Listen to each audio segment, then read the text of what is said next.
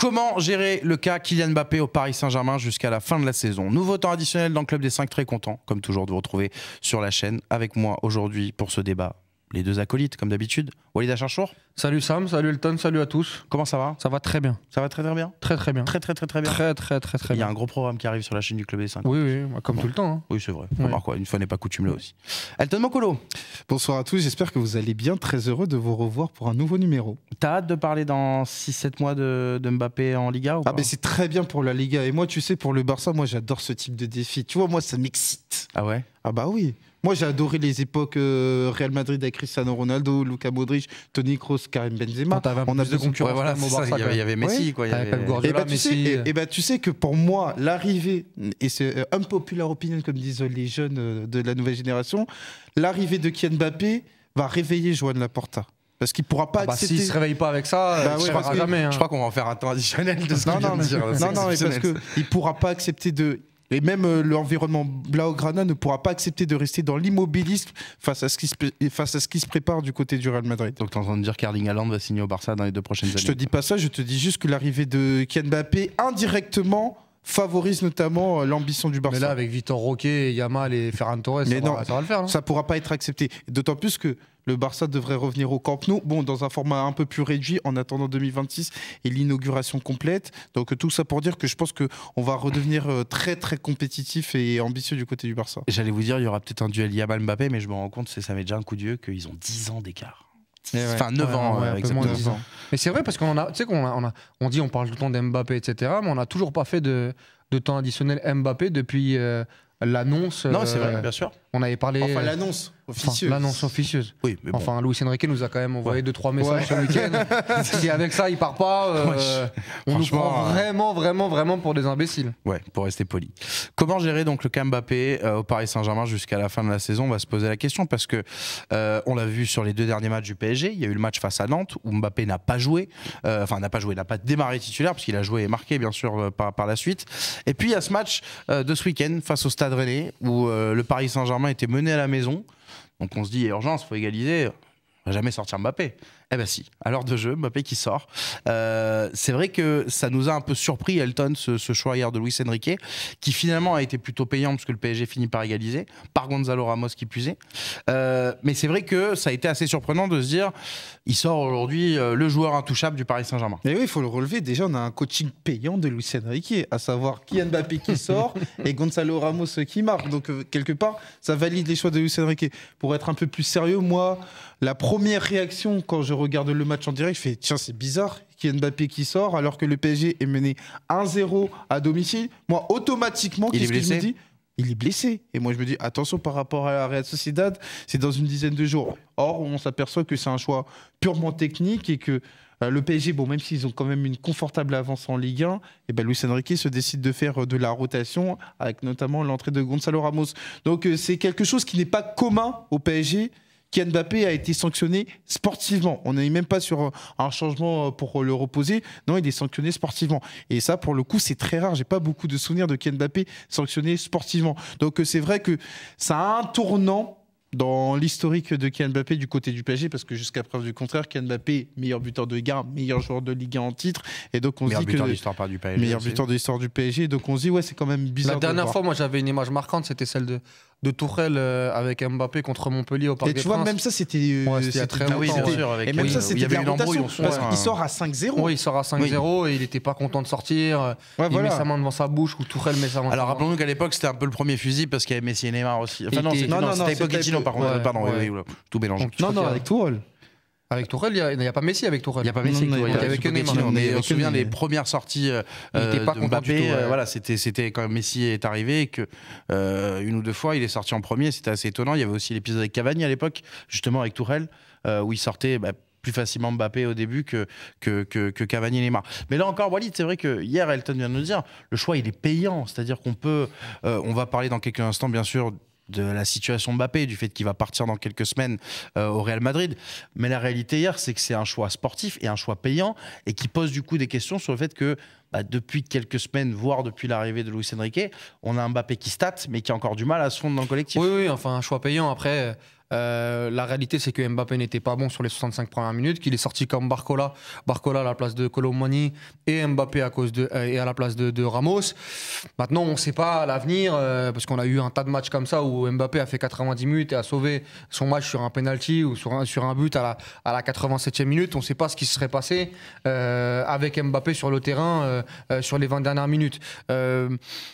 La même chose, on aurait pu aussi imaginer avec la rentrée de Gonzalo Ramos, un Mbappé qui passe sur le côté gauche à la place de Barcola et voir une fin de match Dembélé, même s'il était blessé et qu'il est sorti, Ramos, Dembélé, Mbappé, et ça aurait pu fonctionner. Donc ça, le fameux coaching payant, oui, dans les faits, Ramos a apporté son dynamisme et moi je trouve qu'il est sous-utilisé au Paris Saint-Germain. Il faudra un jour en parler, mais la réalité c'est que on ne sait pas ce qui serait passé avec ou sans Kylian Mbappé sur le terrain. Maintenant, ce qui est intéressant surtout dans ce choix-là, c'est que et surtout avec la déclaration de Luis Enrique derrière, c'est qu'il nous exprime le fait que voilà, aujourd'hui, Kylian Mbappé est un joueur normal dans son esprit. C'est-à-dire que si il doit sortir en étant pas bon, moyen ou mauvais, il le sortira. Maintenant, moi, ce qui me dérange un petit peu, c'est que je sens quand même un peu d'hypocrisie dans le discours de Luis Enrique. Et pourtant, je défends souvent Luis Enrique parce que avant Lille, notamment où il était blessé, où il n'avait pas joué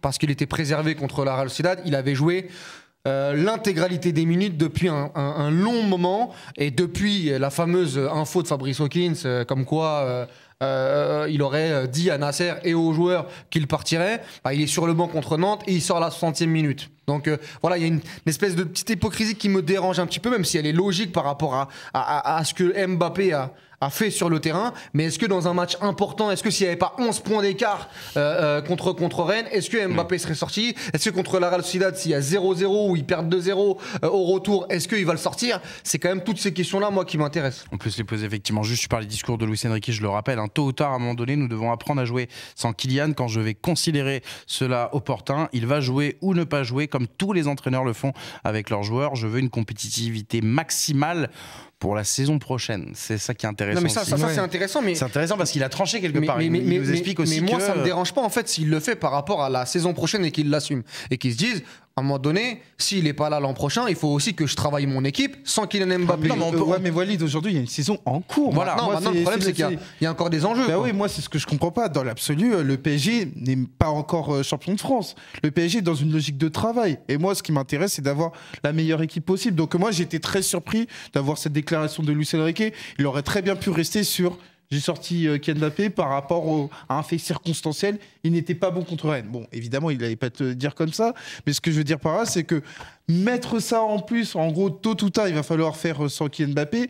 Et bah déjà, c'est de déclarer de manière officieuse que Kylian Mbappé va partir en fin de saison. Et moi, si tu veux, l'idée de se projeter sur la saison prochaine, moi déjà, on n'est qu'au mois de février. Donc, je ne vois pas pourquoi on irait se projeter sur les échéances futures. Alors, évidemment, si Kylian Mbappé est blessé sur le sprint final, oui, il faudra s'adapter, mais toujours est-il que à l'instant T, et je dis bien à l'instant T, Kylian Mbappé est bien valide et bien décisif. Si ça avait été à la fin de saison, et si c'est à la fin de saison, je peux totalement le comprendre. Maintenant, la réalité, c'est que moi, je trouve que le Paris Saint-Germain n'est pas encore prêt, doit encore progresser. On a encore vu avec ce match contre Rennes où c'est pas satisfaisant Pour du rappel, tout. une seule victoire en Ligue 1 au Parc des Princes. C'est pas satisfaisant du tout. 3 matchs. C'est pas satisfaisant du tout dans le jeu notamment. Et le fait de se dire bon bah. Quand on peut se passer d'Mbappé, on se passera d'Mbappé, oui, mais il y a quand même des échéances importantes, notamment la Ligue des Champions et la Coupe de France, des matchs contre Nice à la maison, le match contre la Real Sociedad est peut-être un quart, si ça se passe bien, tu dois quand même capitaliser sur toutes tes forces en présence. Moi, je suis de cette école-là. C'est-à-dire utiliser Mbappé tant qu'il est au Paris Saint-Germain comme s'il n'y avait pas cette histoire de départ. Après, si Kylian Mbappé est pas bon, oui, tu peux le faire. Si t'as d'autres solutions. Mais est-ce que c'est pas ça qui devient intéressant, Walid, c'est qu'il n'est pas intouchable. Alors peut-être qu'effectivement c'est la situation qui fait que, mais en tout cas on va voir un Paris Saint-Germain pendant 3 mois où Mbappé n'est pas intouchable. Oui, c'est intéressant. Et Mbappé, en choisissant de partir libre, il a été dans son droit, il a fait son truc, il a joué ses cartes. Après le PSG et Luis Enrique, ils sont en capacité de faire ce que bon leur semble. Oui. Maintenant, nous, on peut aussi décrypter ça et se dire que pour moi, avec un Mbappé comment dire, à 100% sur le terrain, tu as quand même beaucoup plus de chances de gagner des matchs. La réalité est là. Maintenant, même s'il est mauvais, c'est triste à dire, mais aujourd'hui, un Kylian Mbappé dans ton équipe, que ce soit à gauche ou que ce soit au poste de numéro 9, là, il y a débat, mais je pense quand même qu'il faut le garder sur le terrain. Moi, je pense, après. La question, Elton, quand même, on se l'est posée quand il est arrivé, on se l'est posée par rapport à son positionnement, on se l'est posée dès les matchs de Ligue des Champions. C'est est-ce qu'aujourd'hui, il y a une vraie complémentarité entre le profil Mbappé et ce qu'il va apporter et ce que va demander Luis Enrique. C'est-à-dire que quelque part, est-ce qu'on peut pas aussi trouver des arguments sportifs pour se dire que peut-être que parfois le Paris Saint-Germain sera meilleur sans lui, même si il faut le dire, les faits jusqu'à présent, que ce soit le match, même s'il y a la demi-heure contre Rennes, mais le match contre Nantes, on l'a vu, ou même plusieurs matchs depuis le début de saison, notamment quand il avait été placardé. Il y a quand même une différence quand il est sur le terrain. Après, il y a des contre-exemples aussi. Il y a Lille où c'est l'un des meilleurs matchs sans lui. Marseille aussi. Il y a Reims où il met 3 buts, mais il n'est pas bon. Sam, pour moi, c'est une très bonne question. Parce que aujourd'hui, il y a une dissonance entre ce que va installer Luis Enrique dans son projet de jeu, dans son projet footballistique, et la réalité de ses attaquants. Je veux dire par là, le chantier offensif du PSG est quand même très important. Je vous rappelle qu'à la base des bases, Kylian Mbappé devait jouer sur le côté. Il y a 2 avancantes qui sont arrivées à prix coûtant et à des prix très importants.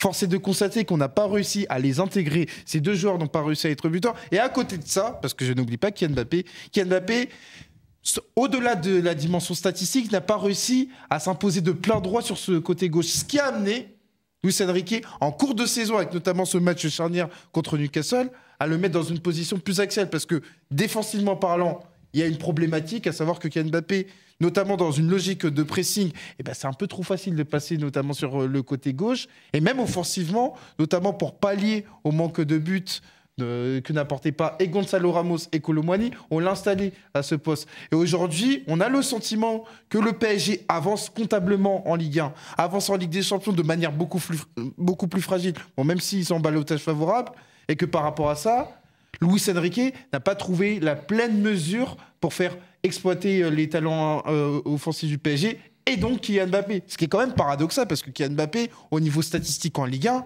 il n'y a rien à dire. C'est irréprochable. Mais par contre, on voit que dans le contenu du match, dans les contenus, et je dis bien les contenus, on n'a pas la meilleure version de Kylian Mbappé. Moi, c'est souvent les prestations de Kylian Mbappé, et c'est dur ce que je vais dire, ça tourne autour du 6-7. Alors que c'est un joueur qui a vocation à tourner autour du 8-9 sur 10. Ouais. C'est aussi Barcola qui a un peu recentré Mbappé finalement sur cette saison Walid. C'est pour ça qu'on il y a plusieurs choses. Il y a Barcola, il y a le fait que les numéros 9 ne soient pas au niveau. Moi, je comprends pas Ramos. Je pense que Ramos... Enfin, que Kolo Muani n'est pas performant. Parce que Ramos, oui, voilà. Moi, Ramos, moi je ne comprends pas son utilisation. On n'a pas véritablement d'explication. Et encore une fois, contre Lille, il avait été très bon. Là, contre Rennes, il rentre, il est très bon. Je comprends pas trop. Bon, après, Luis Enrique met son truc en place. Barcola, il n'a pas été bon contre Rennes, mais récemment, il est sur une très très bonne dynamique. Donc, ça te... Décisif contre la Real Sociedad, par exemple. Ça te rééquilibre un peu les choses et donc ça le conforte dans ce choix-là. Mais globalement, oui, il y a plusieurs choses qui ont fait que aujourd'hui Kylian Mbappé joue au poste de numéro 9. Mais je ne sais pas si c'est véritablement le débat d'aujourd'hui. Le débat, c'est surtout est-ce que sa fameuse gestion de Kylian Mbappé va perturber ou non le club en fait. Et comment Mbappé va... Moi, c'est ça qui m'intéresse, c'est comment Mbappé va réagir, comment autour, c'est très bien le 360 degrés autour de Mbappé. Le Barnum médiatique. Voilà, le Barnum médiatique de Kylian Mbappé. Où avec l'équipe de France qui arrive. Il va y avoir des voix un peu partout dans les médias qui vont encore une fois prendre opposition par rapport à ça. Comment tout ça va être géré par le Paris Saint-Germain? Comment est-ce que ça va empiéter sur le niveau de jeu de Mbappé, sur le niveau de jeu de l'équipe, sur les prochaines semaines autour du Paris Saint-Germain? On répète qu'il y a une possibilité de prendre le Real Madrid en quart de finale.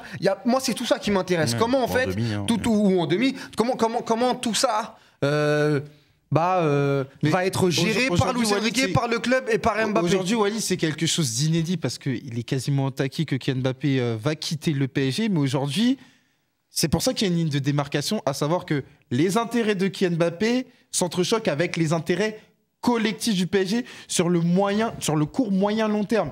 Et ça, pour moi, c'est quelque chose d'inédit depuis l'arrivée de Kylian Mbappé, à savoir que Luis Enrique est sur une vision club, c'est un homme de club, en se disant que on doit avancer, on doit faire progresser, potencier Ça se dit potentiel? Non, maximiser. Ouais. Parce que pour le coup, j'étais sur d'espagnol. Maximiser, c'est la traduction. C'est pas le mec bilingue, s'il te plaît. Non, potentiel. J'étais sur ça. On était sur maximiser la proposition footballistique de Luis Enrique et Kylian Mbappé n'est pas la pierre angulaire du PSG sur le moyen long terme. À partir du moment où on parle d'un joueur qui est sur le départ. Parce que sur le court terme, moi je pose la question, est-ce qu'aujourd'hui, par exemple, pour Luis Enrique, ça va être le joueur le plus important? Parce que oui, ça restera. Moi, c'est pour ça que tout à l'heure je parlais d'hypocrisie. La réalité, c'est qu'aujourd'hui, s'il y a un match important, Kylian Mbappé joue 90 minutes. Dans ce que veut mettre en place Enrique, est-ce qu'aujourd'hui, c'est un si gros souci pour lui de se passer de tout à l'heure, Elton l'a dit, moi, par rapport à ce que Kylian Mbappé est, est-ce que Luis Enrique veut être? Pour moi, il y a un décalage. Et encore une fois, quand on dit se passer, c'est. Mais le problème, c'est que Luis Enrique, il a Mbappé aujourd'hui. Mbappé lui fait gagner des matchs, qu'on le veuille ou non, même si moi, je suis pas content des contenus de Kylian Mbappé. Il fait gagner les rencontres. Il lui fait passer les tours. Moi, j'ai préféré Dembélé contre la Real Sociedad, mais la réalité, c'est que c'est Mbappé qui marque et pas Dembélé qui ouvre le score et qui fait que le Paris Saint-Germain est quand même dans un ballottage favorable. Donc, ok, Luis Enrique va préparer la suite. Moi, ça me dérange pas qu'il prépare la suite. Mais la réalité, c'est qu'il y a une fin de saison. Il y a une fin de saison qui est importante. Et moi, en fait, je sais très bien comment ça va se passer. Comment ça va se passer, c'est que ce débat autour de Kylian Mbappé, si ça se passe mal au Paris Saint-Germain, et si on continue comme ça, le problème et le responsable, ce sera Luis Enrique. Parce qu'on dira que Kylian Mbappé n'a pas été mis dans les meilleures conditions et joue pas à son poste, et que Kylian Mbappé n'a pas joué tous les matchs, et donc qu'il est pas en rythme, et que donc, en fait, finalement, cette fin de saison, si elle se passe mal du côté de Kylian Mbappé, elle aura été gâchée par le PSG, par Luis Enrique, et pas par lui, et on la connaît, la jérémiade et les violons vont être sortis là-dessus. Et donc, c'est pour ça que moi, je dis, attention, comment ça va se passer? Est-ce que, à un moment donné, mettre un Ramos au poste de numéro 9 et retrouver Mbappé à gauche, ça peut pas être une solution? Le fait de continuer, comme le disait Elton, jusqu'à que tu sois champion et jusqu'à que cette équipe doit progresser pour arriver très très loin en Ligue des Champions, parce que moi je reste persuadé que cette équipe-là a beaucoup de lacunes, mais il y a beaucoup d'équipes en Ligue des Champions qui ont des lacunes cette année, et il y a à part City, peut-être le Real, l'Inter, il y a des équipes qui sont en méforme, et il y a peut-être un truc à faire. Et avec Mbappé est le joueur qui peut décanter tout ça. Mbappé est un joueur qui peut en tout cas, je sais pas s'il peut, mais il doit. Moi, par rapport à son statut, etc., il doit amener le PSG dans ces stades-là de rendez-vous en Ligue des Champions. Donc, j'ai envie quand même que le PSG se mette toutes les chances de leur côté et ne pas gâcher sportivement. Après, si Mbappé il est pas bon, nous on sera là pour dire qu'il est pas bon et qu'il n'a pas réussi à. Moi je vais le dire, c'est le drame entre guillemets du travail de Luis Enrique au PSG. Il le dira jamais publiquement. Et je pense que Luis Enrique, dans son idée de projet footballistique, il aurait préféré que le cas Kylian Mbappé soit solutionné dès l'été dernier. Bien sûr, mais on l'a dit. Non, mais en fait, pour toutes les parties. Non, mais vous vous rendez compte, en fait, ce qui se passe, c'est que le projet Luis Enrique, sur la saison 2023-2024, il y a un astérisque à côté. C'est-à-dire que, en fait, les grandes manœuvres pour Luis Enrique vont commencer dès sa deuxième saison. Bah oui. Et tu as le sentiment que, est-ce qu'on a gagné du temps par rapport à ça dans le projet footballistique? Mais Elton, on l'a dit, depuis combien de temps on n'a pas réagi là-dessus, sur l'histoire de Kylian Mbappé qui part au Real Madrid? Mais si on peut dire un mot, je le répète, mais sans l'histoire du Japon, je répète à ceux qui ne veulent pas l'entendre, sans l'histoire du Japon, Kylian Mbappé part, prend toutes les primes à droite, à gauche, devant, derrière et s'en va au Real Madrid, alors qu'il y avait une possibilité de fin de cycle au Paris Saint-Germain avec le départ de Messi, le départ de Neymar, le départ de Verratti, et commencer un véritable cycle avec une nouvelle équipe à taille humaine, avec Luis Enrique, et surtout d'aller au Real Madrid et de remplacer Karim Benzema qui était un manque en termes de buts, où il y avait une vraie place. Kylian Mbappé a décidé de ne pas faire ça pour une seule raison, pour son compte en banque. Et c'est son droit. Il a peut-être aussi envie de gagner une série avec le PSG. Oui, d'accord, très bien. Bon, chacun se fera sa propre opinion. Mais la réalité, c'est son droit. Il fait ce qu'il veut. Mais la réalité, c'est que pour toutes les parties de Kylian Mbappé à Luis Enrique et au club, oui, tu peux avoir le sentiment à la fin de saison d'avoir perdu un an dans la fameuse reconstruction complète que tu peux donner à un coach. Oui. Si ça se passe mal en Ligue des Champions, c'est ce qu'on dira dans 2-3 semaines. Oui, ce sera ça. Mais donc, du coup, c'est la question par rapport à la gestion du cas Mbappé, c'est que quelque part, si Luis Enrique 6 mois après, il essaye de préparer aussi un peu sa saison prochaine, ou du moins sans forcément parler de saison prochaine en elle-même, mais du moins d'assurer une transition, on ne pourra pas lui reprocher, Elton. Que ce soit au club ou les journalistes ou même Kylian Mbappé. Non, on ne pourra pas lui reprocher parce que malheureusement, c'est la réalité de la Ligue 1. C'est-à-dire que tu as un capital point qui est très important. Et donc, par rapport à ça, du côté du PSG, tu peux anticiper ça. Là où la Ligue des Champions et là où la Coupe de France ne te permet pas de faire ça. Donc, par rapport à cette idée de projet footballistique qui peut avancer en sachant que Kylian Mbappé ne sera pas là la saison prochaine, oui, tu peux avancer là-dessus. Mais maintenant, on a l'impression que c'est quand même à marche forcée par rapport à ce qui était prévu, encore une fois, l'été dernier. Bon, je crois qu'on va plus ou moins s'arrêter là pour le débat. Parce qu'on on a été complet. Je voudrais pas qu'on fasse ce qu'on ne fait jamais dans le Club des 5, qu'on commence à verser un peu dans le scénario foot-fiction, politique, etc. On va dire autour du club. Ne sous-estimons pas comment l'impact que ça peut avoir. Comment une décision comme ça, en tout cas, ce qui est sûr, peut être perçue par les joueurs, par l'encadrement, par le coach, voilà. etc. Oui, parce que moi, je trouve que son discours depuis 2 semaines, quand même, nous indique que Mbappé va partir, ils le savent, c'est les règles du jeu, c'est aussi, il faut le dire, la faute du Paris Saint-Germain. Si Mbappé peut partir libre en 2024, on est obligé de le dire, mais ils essayent de s'adapter. Voilà pour le cas Kylian Mbappé. Le PSG voulait le vendre l'année dernière aussi, cet été. Je pense que le PSG, ils le garderaient toute leur vie. Non, mais ils auraient aimé le garder dans l'absolu. Oui, ils auraient aimé le garder, mais l'année dernière, s'il y a une offre de 140 millions ou 130 ou 120, il part. Et ils étaient encore convaincus de pouvoir le prolonger, sauf que Kylian Mbappé aurait décidé de quitter le PSG. Aurait décidé, effectivement. On doit encore mettre des guillemets parce que c'est pas officiel, mais ça a été, vu ce que nous dit Luis Enrique, visiblement, il leur en a parlé en interne. Fin du débat Kylian Mbappé, mais pas fin de l'émission, bien sûr, parce qu'on va terminer, comme toujours, notre temps additionnel par notre instant avec notre partenaire Winamax. L'instant au tableau, bien sûr, c'est le moment où les chroniqueurs vous proposent des cotes sur les gros matchs de la semaine. Juste avant, je vous rappelle que jouer, bien sûr, comporte des risques. Ça ne doit pas du tout être une contrainte, un problème dans vos vies, mais avant tout un loisir entre amis, voilà, comme on va le faire dans quelques instants pour s'amuser, pour voir qui aujourd'hui a le plus la petite fibre pour aller chercher les paris. Il me semble que lors déjà lors de la CAN, vous avez fait des belles prestations. C'est vrai. Lors de la dernière émission, vous avez tous les deux encore rentré vos cotes. C'est encore vrai. Donc il y a des gens qui ragent en disant ils sont là souvent. Mais il performe souvent aussi. Oui, voilà, c'est le principe du titulaire. Donc, l'instant au tableau, bien sûr, vous connaissez. Walid et Elton vous proposez des pronos pour les matchs de cette semaine. C'est une petite semaine light, on va dire, en termes de programme, parce qu'on n'a pas de Ligue des Champions, on n'a pas d'Europa League, etc. Mais il y a quand même du foot un peu partout. Il y a de la Coupe, notamment, que ce soit en France, en Espagne. On va commencer avec toi, Walid. Tiens. Ouais, moi, j'ai Rouen contre Valenciennes en Coupe de France. On descend le club des 5. C'est de la Coupe de France, non ? Ouais. C'est de la Coupe de France, quart de finale de Coupe de France. Alors, est-ce que tu as la cote ? Parce que je crois qu'il y a un tout petit problème d'affichage. C'est 2,60. Cote à 2,60. Cote à 2,60, donc Rouen qui joue Valenciennes, dernier Ligue 2. En 90 minutes, et je pense que Rouen, après Monaco, après Toulouse, ils vont sortir Valenciennes. Je les ai vus contre le Red Star jouer lundi dernier. Ils sont bien en national, de ce que j'ai vu. Ils sont pas. En fait, ils ont eu une rétrogradation de 5 points à cause de problèmes avec la DNCG. Je confonds avec Orléans, notamment Orléans, c'est mieux avec Karim Mokedem. Et je pense que Rouen, à Diochon, dans l'enfer de Diochon, ils vont sortir Valenciennes, qui est en grande difficulté en Ligue 2, qui a 15 points, je crois, et qui est déjà en route pour la nationale. Qui est globalement effectivement en route pour la nationale et qui perd à peu près tous ses matchs en Ligue 2. Rouen, donc, contre Valenciennes, 2,60. Je rappelle pour les socios, on a un tout petit problème d'affichage, vous l'avez vu avec les télés aussi derrière nous qui ont décidé de changer l'époque. 2,60 donc pour Rouen. Elton Mokolo, Copa del Rey ? Oui. Ah, quand même. La Copa del Rey. Ouais. Coupe du Roi. Bah oui, arrête de faire les oui comme ça, là.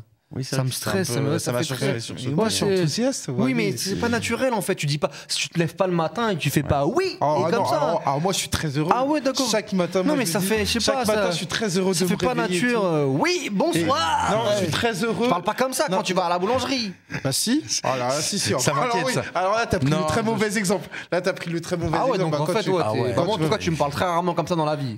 Bonsoir à tous. J'ai l'impression que je suis sur Vivement Dimanche. T'as 25 ans. J'ai l'impression que t'as 55 ans. Sa boulangère quand même, elle doit se dire c'est encore le malade là. Le fou là. Mettez-lui une baguette trop cuite. Oui, c'est bien ça. Oui, c'est bien ça. Alors la Copa del Rey. Elton. Bah moi, ce qui m'intéresse, c'est la perspective d'une finale 100% basque 4 ans après la dernière qui avait vu la Real Sociedad s'imposer sur le score Il y a d'Albion 4 ans déjà. Et oui. Enfin, il y a 4 ans, 3 ans 3 théoriquement. ans, oui, 3 ans théoriquement, mais c'était pour l'édition 2020.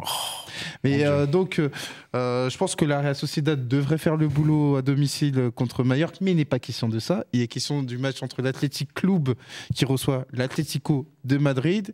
Et à l'instar de ce qui s'était passé, Bilbao, et parce que ça se dit pas Athletic. Je sais, mais il y a des gens qui sont pas. Parce que moi, on a aussi des fans de Bundesliga, de série. Parce que moi, je vois encore des Athletic Bilbao. Moi, ça mérite un peu. Ça mérite un peu parce que c'est absolument pas ça. Ça t'irrite vraiment, genre dès qu'il y a un mec qui fait ça, ça mérite. C'est comme ceux qui me disent non, on dit pas Séville ni FC Séville, on dit Séville FC. Voilà. On dit Real Betis Ballon P. Exactement, c'est la dénomination de ces noms, de ces clubs, pardon. D'accord. Et donc, à l'instar de ce qui s'était passé en Liga, moi je vois l'Athletic Club qui va s'imposer, d'autant plus qu'ils ont une très belle cote, 2,45. Faut savoir un truc, mon cher Sam. Face à l'Atlético, quand même. Face à l'Atlético, faut savoir, mon cher Walid, que des 32 équipes engagées encore en Ligue des Champions et en Ligue Europa, l'Atlético de Madrid a le deuxième moins bilan à l'extérieur cette saison. La première équipe, c'est l'Olympique de Marseille. Donc tout ça pour dire que l'Atlético de Madrid à l'extérieur, c'est catastrophique. Ils ont encore trouvé le moyen de faire match nul contre Almeria qui n'a pas gagné un match en Liga cette saison. C'est bizarre, tu m'as dit que Simeone... Après, ça a rapidement mal tourné. Ouais. Et là, ils sont dans le dur. Ils sont clairement dans le dur. Griezmann est dans le dur et il est blessé. Et il faudra voir s'il sera revenu pour ce match-là. Mais Bilbao est quand même son adversaire favori de toute sa carrière.